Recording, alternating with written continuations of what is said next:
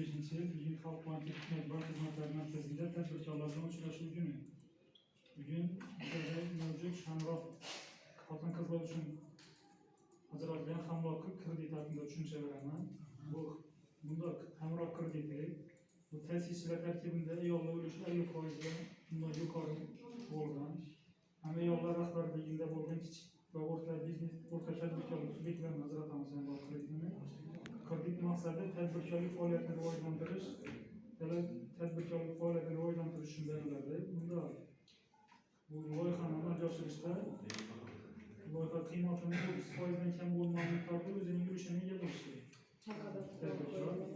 Bunda qarz oluvchi qo'yiladigan talablar qarz oluvchi asosiy hisob raqami Xalq bankida bo'lishi kerak. Ijobiy kredit tarifini ega bo'lgan bo'lishi kerak. Muddatni o'tirib yapmagan bo'lishi kerak.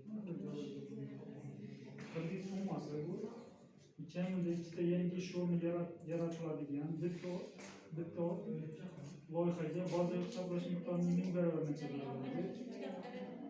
Bunda yangi tashkil etilgan tadbirkorlik subyektlari ta'minlanayotganda tozadan tadbirkorlarga sanalgan kamida ikkita yangi ish o'rni yaratsangiz eng kam shaklning ya'ni bazaviy hisoblash miqdorining 1000 barobargacha 375 million so'mgacha kredit olib berasiz.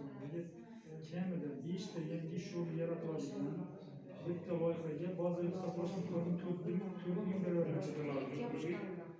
Bunda kamida 6 oy mobaynida faoliyat yuritayotgan hamda oxirgi 6 oyda hisob raqamlar qo'llanmasiga ta'minlanmasini amalga oshirgan bo'lishi kerak. Bu 4000 barobargacha olish uchun kamida 6 oy davomida faoliyat yuritgan bo'lishi kerak.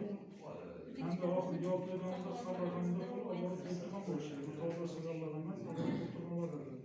Kredit muddati loyihani o'zini qoplash davridan kelib chiqib 84 oygacha beriladi.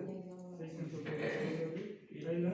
Aylanma mablag'larni to'ldirish uchun bo'lsa 24 oygacha beriladi.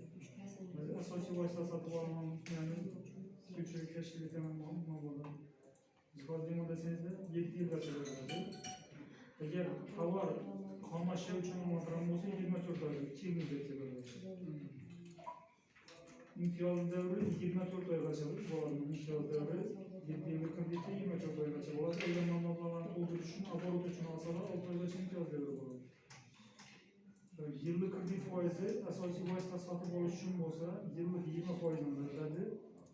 Aylanma mablag'larni to'ldirish uchun bo'lsa, yillik 21% beriladi.